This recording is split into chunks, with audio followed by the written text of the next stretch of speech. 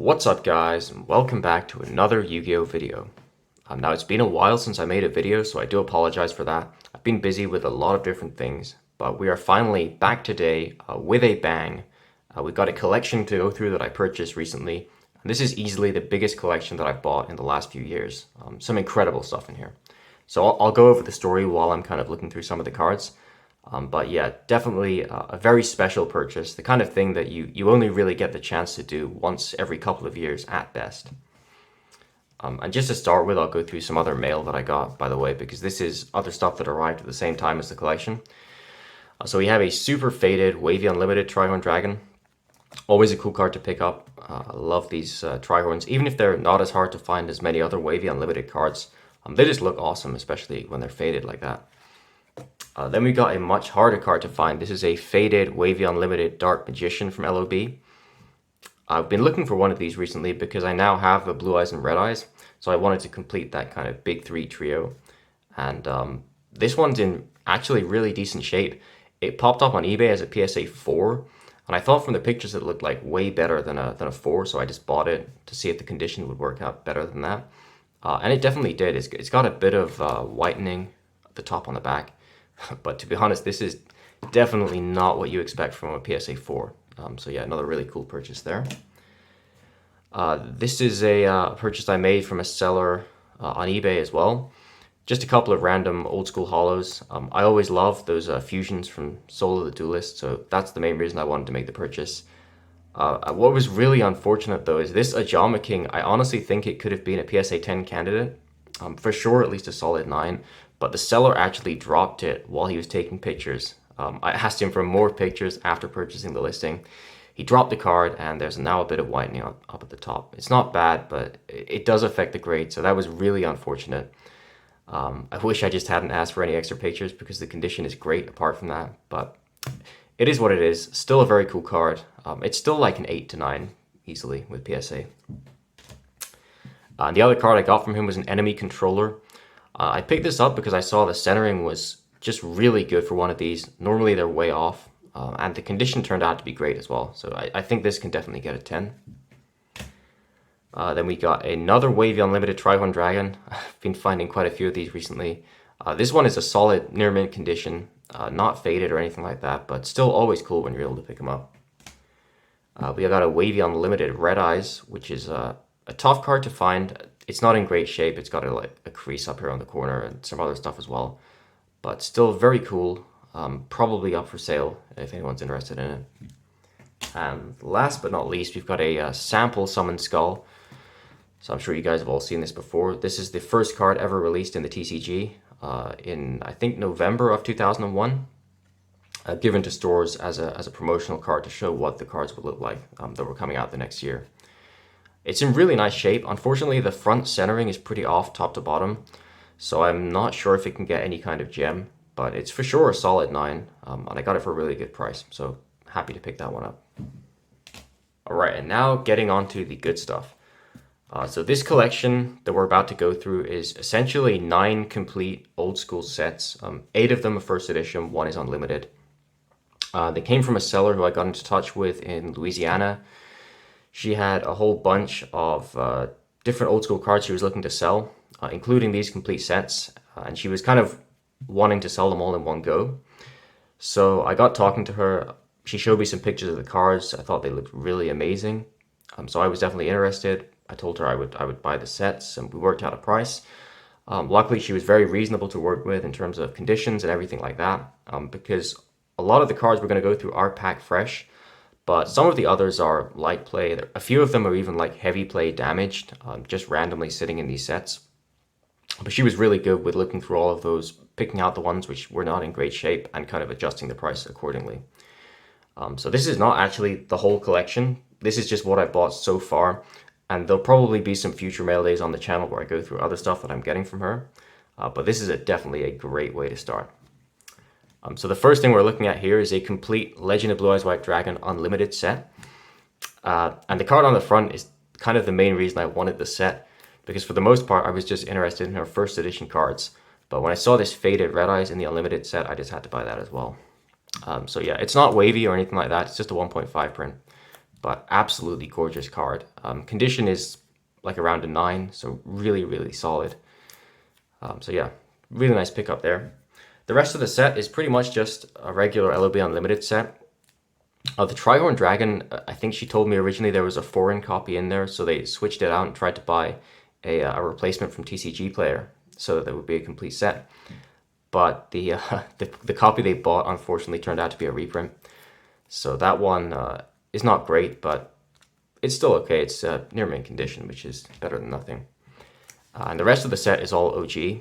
Generally near mint to mint condition, but actually the bigger cards like the Dark Magician and the Blue Eyes are pretty rough. The Blue Eyes especially is kind of like heavy play, damaged. So it just gives you an idea of the range of conditions in this collection. But yeah, still a lot of great nostalgia there. Gotta love Legend of Blue Eyes. I don't have a lot of love for these the original prints other than wavy and glossy, but they are still cool. They're still much nicer than reprints. And probably all of the cards from this set I will either sell raw or eventually grade when PSA opens up a cheaper service tier, because they're not really something that I collect. And for the rest of the sets, I'm going to go reverse chronological order. So obviously LOB was actually the first set, but I went through that to begin with because it was unlimited. Now we're going to go first edition from newest to oldest. So first up is a first edition Ancient Sanctuary complete set. These sets did come, by the way, with the commons and rares as well, so I do also have those. But just for the purposes of making this video a reasonable length, I don't think we're going to be able to go through all of those as well. But yeah, this Ancient Sanctuary set is absolutely gorgeous. Just to give an idea of conditions, like pretty much everything in the set is pack fresh, which is just incredible to find in 2021. This is pretty much 20 years since all these old school sets came out now. So still finding them in pack fresh condition is just incredible. And a lot of them have decent centering too. So yeah, incredible. The Dark Magic Attack is the one card in the set which is randomly just super beat up. So that one was pretty much just thrown as a freebie by the seller. But yeah, the rest of the set, really awesome condition. Obviously a few of them are off center, that's always going to be the case. But to be honest, I don't think anything other than the Dark Magic Attack is less than a 9 in terms of the overall grade in this set. To me, Ancient Sanctuary is pretty underrated. The artwork is awesome. Blowback Dragon is one of my favorites. Zerato, that's the cover card. Another classic. I think the prices have gone up on some of the 10s especially, but I still see a lot of Ancient Sanctuary listed that just doesn't get bought. The boxes are a lot cheaper than most of the other original sets as well, which I guess it makes sense because it is the last set, and there definitely are some less good holos in the set, like Des Counterblow. Most of the supers, to be honest, are pretty questionable. But yeah, overall, still a really cool set to be able to pick up in one go. I don't have a lot of graded Ancient Sanctuary because it was never a set that I went after. So it's nice to actually have some pack fresh copies now, which I probably will send off for grading. Again, when cheaper services are available, because maybe one or two of the cards in a set can go express or premium or something, but on the whole, you're not going to want to spend $150 per card to grade Ancient Sanctuary supers or even most of the ultras. Alright, so that's Ancient Sanctuary out of the way. Next up, in reverse chronological order, is Invasion of Chaos. One of the most popular old school sets for sure. For me, it's not actually that nostalgic a set. Growing up, we didn't get many of the Invasion of Chaos packs here, so I had a few cards from the set here and there, but I never got to own any of the big cards. I only got a Chaos Emperor Dragon when it came out in the Lost Millennium Special Edition. So yeah, I don't have as much nostalgia as some people for this set, but no denying there are some awesome cards in here, especially the Chaos cards. So the Chaos Emperor Dragon is dinged, unfortunately, at the top. So that one is not in great shape. But again, aside from that, and maybe one or two other cards in this set, condition is really good on the whole. About as much as you can hope for stuff that's this old. I'm not honestly too sure on a lot of the individual prices for these cards. I'll kind of have to look into it, because on the whole, outside of LOB, MRD, I don't really keep that up to date with things. For the prices we were working on when I was buying these sets, it was kind of just averages of eBay sold listings and stuff. But obviously that's going by raw pricing rather than what they're worth graded. And Invasion of Chaos does have pretty bad quality, so whereas the Ancient Sanctuary set, most of those can grade 9s or 10s. I think in this set there's only going to be a handful that can grade 10s, and some of them would even not be 9s, because they have brittle corners on the back, kind of like a Europrint card, which stops a lot of them getting a good grade. But yeah, still some classic artworks, classic cards. I think I did have the Chaos Rider Gustav as a kid, so that's kind of one of the most nostalgic cards in the set to me, actually. Big Burn, and I always find I never quite understand what they did with the foiling on this card, because it honestly feels like none of the card is actually foil, and it's just the foil bleed showing through, because most cards from Invasion of Chaos do bleed. It's definitely like one of the least holographic cards of the whole original era, if not the least holographic one. Just like compare it to the Wild Natures release, you can see the foil just pops really nicely there. Whereas on the Big Burn, from the same angle, same lighting, almost nothing. Dedication Through Light and Darkness is another classic super. I think these are still cheap, but yeah, great artwork. And yeah, not much else to say really. Oh yeah, and then the seller included these. Again, I think these were pretty much freebies on the side because they're not worth a lot. Just the special edition ultra rares. And what's cool about these, I think it's pretty commonly known, but there are two variants. One with the gold eye of Anubis and the other one with the silver eye. I'm not sure if that's a misprint or an accident or just, it's just something that happened. I don't really know what the story is behind that. But so for example, this Gemini Elf has the gold eye, and then the Magic Cylinder does as well. But the Ring of Destruction and the Lava Golem both have the silver eye. So yeah, I guess technically they should have the gold eye because they're limited edition, but they come in an unlimited product, so you could kind of see it both ways. And next up, this is again one of the cleanest sets in the whole collection, Dark Crisis. I think this and the Ancient Sanctuary sets are the two cleanest sets. And this might actually be the best, because I honestly don't think there's a single card in here which would grade lower than a 9 at PSA, that's just insane when you think about it for how old these cards are. The Vampire Lord is unfortunately off-center. This is a card that I don't own as a gem.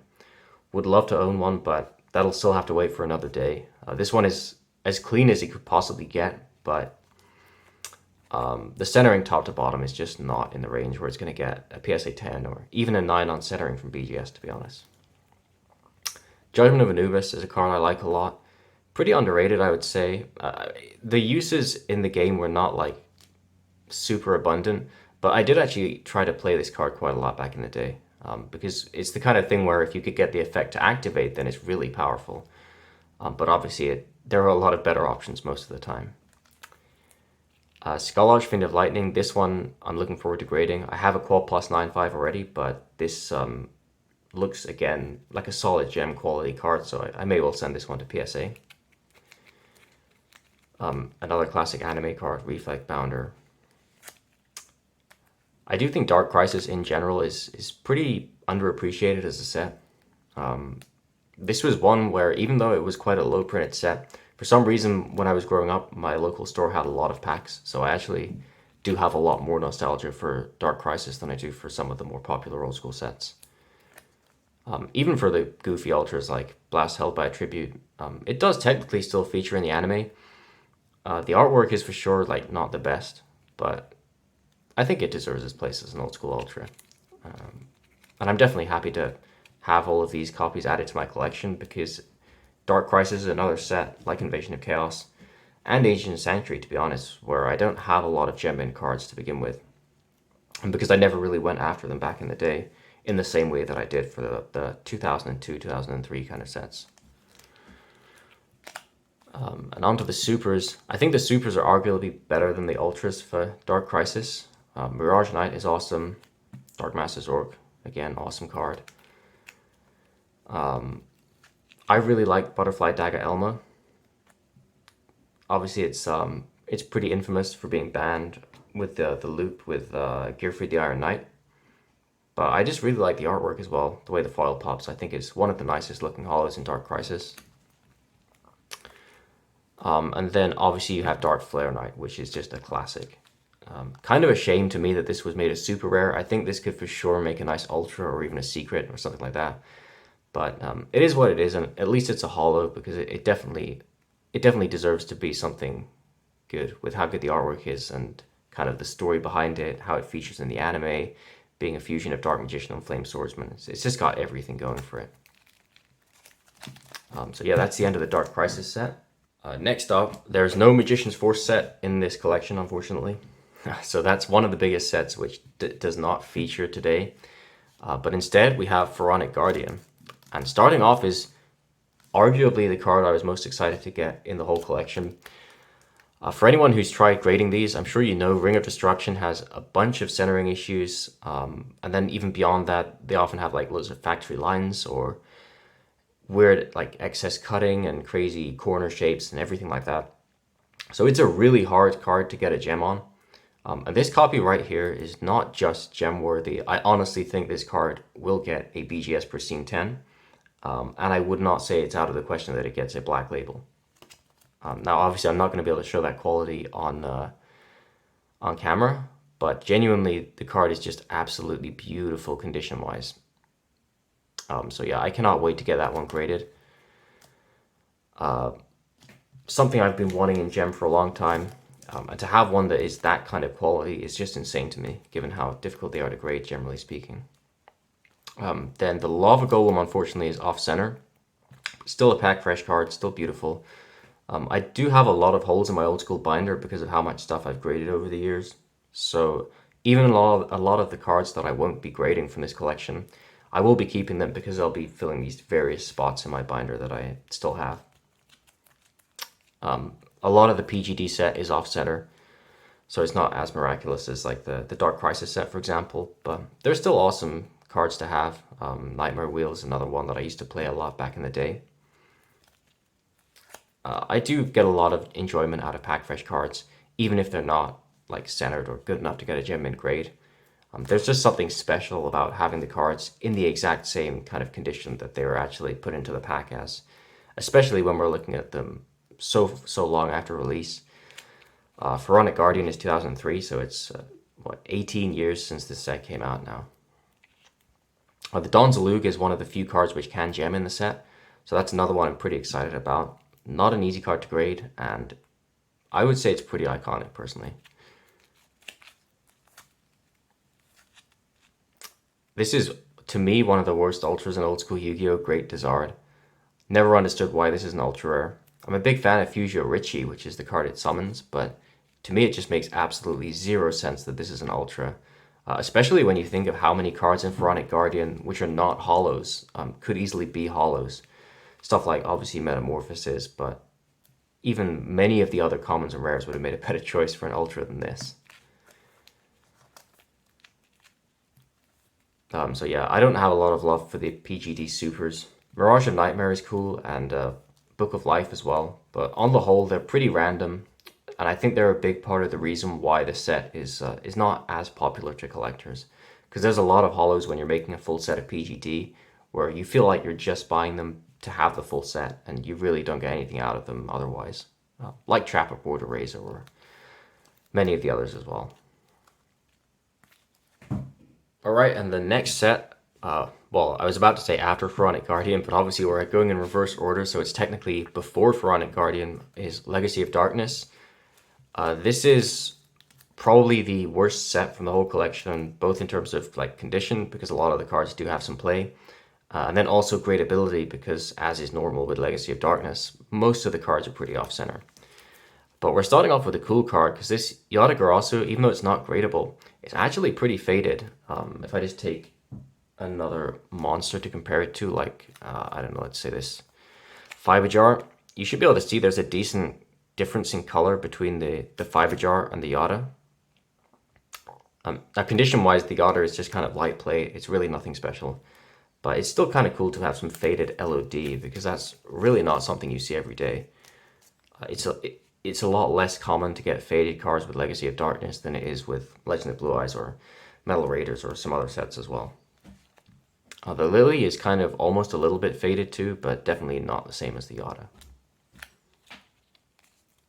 And yeah, for the rest of the set, most of the cards are either off-center kind of or clean. There's very little overlap between the two, so I probably will not grade any of these. Some of them I will probably sell raw. Other ones I'll probably just keep him in my binder if I happen to need an extra one. But either way, please do not contact me, by the way, for individual cards from this whole lot, because it's just going to be way too many DMs. I will sort these all out. I will set aside the ones I'm going to sell, and then you'll be able to find them for sale on the Schlost sales page on Instagram. So I have an Instagram account for those who don't know. And if you find my main account, which is just Schlost, then the sales page is linked in the bio there. Air Knight Parshath, one of my favorite cards in the set. Awesome artwork, awesome foiling. Unfortunately, way off center, but it is what it is with Legacy of Darkness. It would have been too much to hope for even the LOD set in here to be centered, so I'm completely fine with that. Last Turn, to me, is one of the hardest cards to grade in the set. I've had a few, and none of them have ever even been close to gem quality. But I don't think it's one of the lowest pops, so I don't know if it's just that I've kind of been unlucky with the copies that I bought over the years. But yeah, I've never had anything even close to a centered Last Turn, and this one's the same. The Hino Kagutsuchi is kind of sad. It's almost a gem mint quality card, but if you check out the top and the back, it's got a nice fat crease just running down the center. So I guess at some point, it was probably destroyed incorrectly at the wrong angle or something like that. Because the card has absolutely zero play whatsoever. But yeah, with the crease, obviously, it's probably counted as something like a moderate play card. Yeah, that pretty much brings us to the end of the LOD set. Definitely a set with great artwork. I remember when the boxes of LOD used to be super cheap. Only a few years back, to be honest. Even in 2017, you could still get a box for about like $200, that kind of range. Which I never understood. Obviously, they're way more than that now. They're probably $3,000-4,000 for a box. But yeah, still a very cool set. If I was going to open an old school box, honestly, it might be Legacy of Darkness. Alright, so we're gradually getting towards the end of the video. We've got 3 sets left to go. And obviously, the older you get with Yu-Gi-Oh!, the more insane the sets get, the more insane the value gets. So next up, we have Labyrinth of Nightmare. And kind of similar to the Pharonic Guardian set, this one was mostly for me just about the first card you're seeing, the Gemini Elf. I've been looking for a gem for a long time on this card. There are quite a few PSA 10s out there and BGS 9.5s as well, but I've never had any luck finding one of these. This copy is just absolutely gorgeous. I don't know if you can tell from this angle, but it is slightly faded. It's definitely missing a bit of the magenta ink. And the condition and the centering are just as good as you can hope for a Labyrinth of Nightmare. Just absolutely packed fresh. Maybe a couple of the tiniest corner issues which you do get from the factory on these, but to be honest, I do think this will get a PSA 10, which is probably where I'm going to send it. The cylinder is unfortunately off-center. Most of them are. That's why it's one of the lowest pop secrets in old school Yu-Gi-Oh! But still a gorgeous card. Still very happy to add another one to the collection. Labyrinth of Nightmare has some of the best artwork in the game, I would say. I never liked the cardstock they printed on that much. They changed the cardstock a lot between Pharaohs Servant and Labyrinth of Nightmare. And in my opinion, it was definitely a bad change. Both in terms of like the quality went down, but just also the feel and the way the foil pops is a lot less obvious than the earlier sets. Royal Command is probably another contender for one of the worst old school ultras. I assume this probably had some uses, but to be honest, I never used it myself. And the artwork isn't that great. It's not nostalgic or anything like that. So it's just one of those cards where you look at it and you wonder who thought it was a good idea to make that an ultra. Mage Power and United We Stand, these are some of my favorites from the set. I pulled both of these when I was younger. I think these might be the only LON ultras I've ever pulled. So yeah, I would always show these off at school and kind of try and find different ways to incorporate them into decks. Mage Power especially was a pretty powerful card when it came out. Especially if you were kind of playing among circles, as I was, where people didn't have a lot of money, so they couldn't actually buy all of the cards which were getting used in competitive decks. So yeah, in that kind of environment, having a Mage Power was super useful. Dark Spirit of the Silent, obviously pretty famous for having the black title error.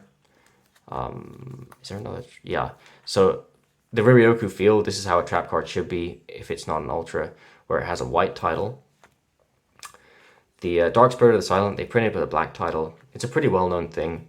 And I believe the only corrected versions are from the Tactical Evolution Special Edition in GX, where they reprinted Labyrinth of Nightmare with the same code, still LON079. There's no EN or anything like that. But they did change the title to be white for that print. So that's actually pretty difficult to find.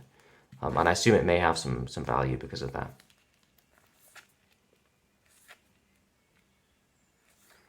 The Fire Princess, sadly, is really well centered. So when I saw this, I kind of got pretty excited at first.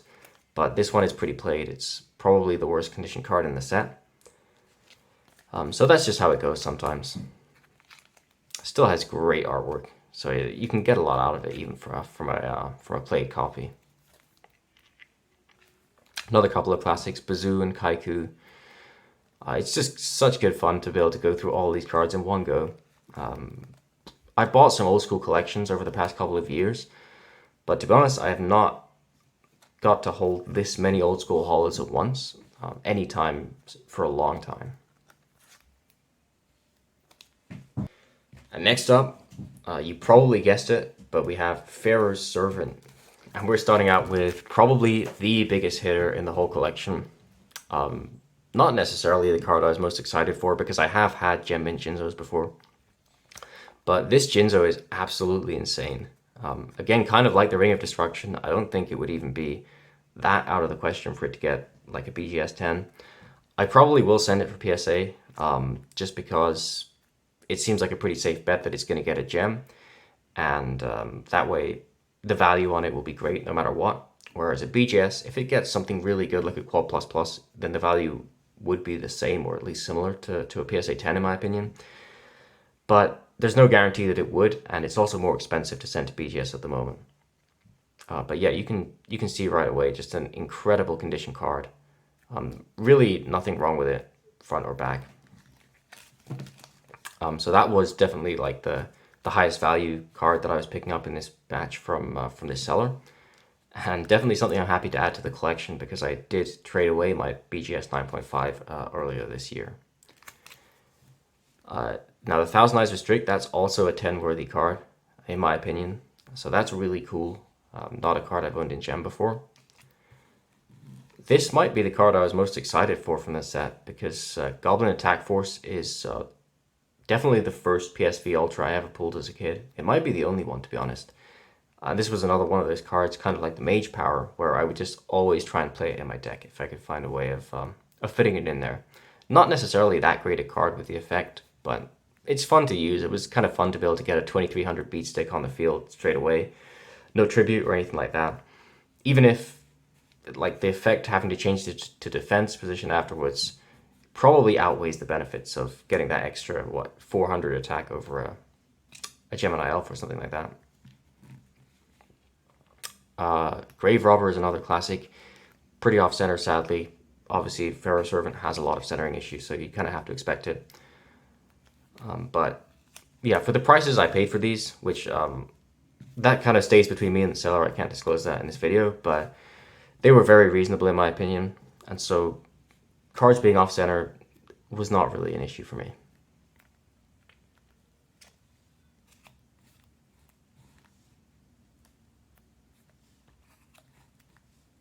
Call of the Haunted is another card that I used a lot back in the day. Especially when Monster Reborn was banned, this was kind of the big replacement, or at least that's what I used when that was the case. I have a feeling this might actually be on the ban list now. I'm not 100% sure about that. I don't really keep up to date with the modern meta, but yeah, definitely an awesome card. We should probably go through these a little faster than I'm doing at the moment because I'm aware this video is getting pretty long at this point. But yeah, we've got to take a moment to stop and appreciate the Buster Blader. Another card which I was just blown away by the quality in this set.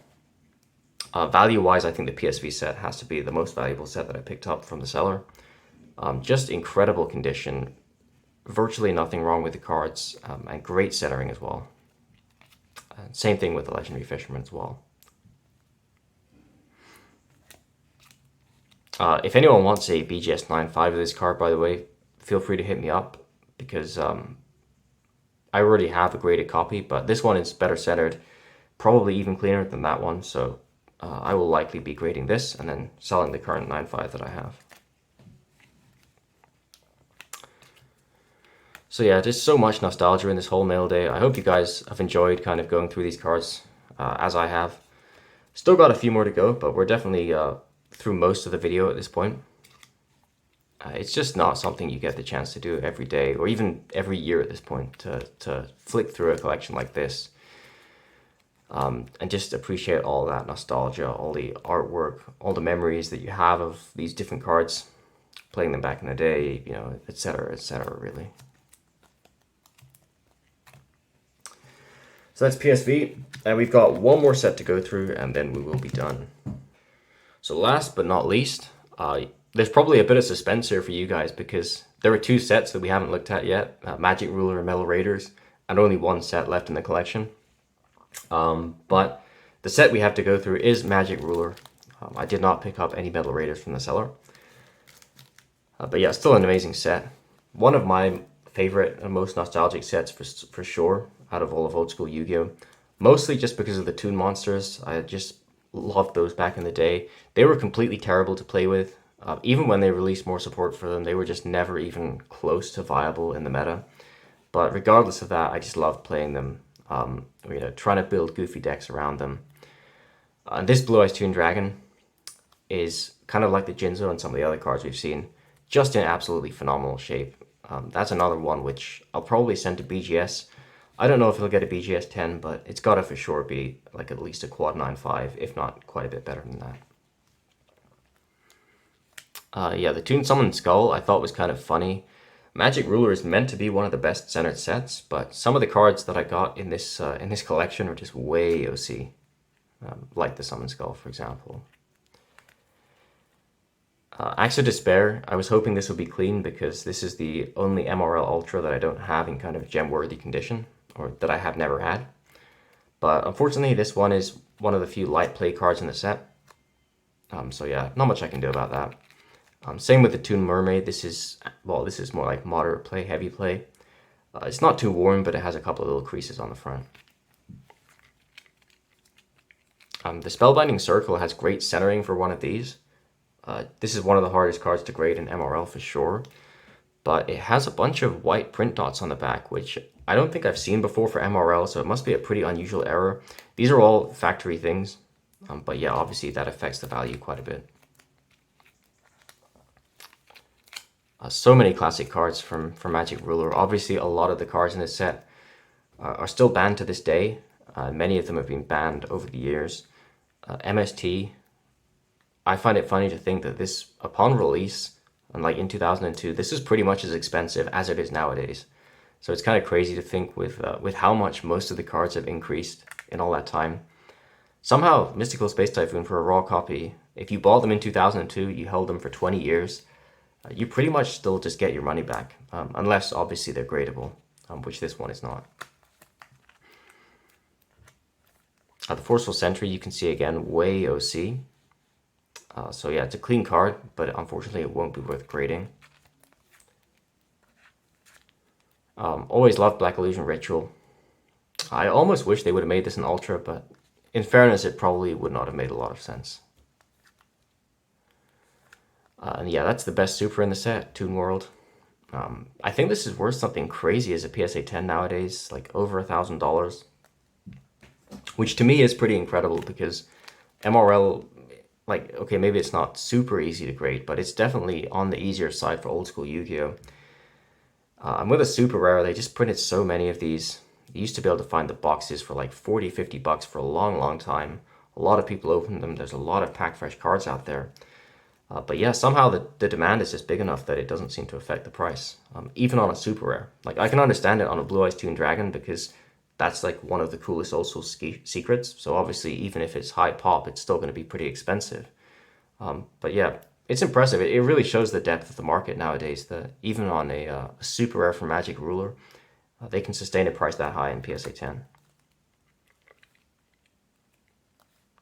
Black Pendant, one of the least foily old school supers. But I actually quite like how it looks with all of the beads being foil and then nothing else. It's pretty cool. I kind of wish they had done this for longer. Like these kind of more intricate foil designs where they actually match it up really closely with the artwork. I think you tend to find after the original sets, there's a lot less of that kind of attention to detail. I love playing Exodia decks back in the day, so Painful Choice obviously was banned a lot of the time. But yeah, amazing card. Very nostalgic for me. I still have, it's a European copy, MRL E049, that I pulled back in the day. Played in countless decks. That's one of those cards that's just sort of stayed with me since my childhood and not something that I would ever sell.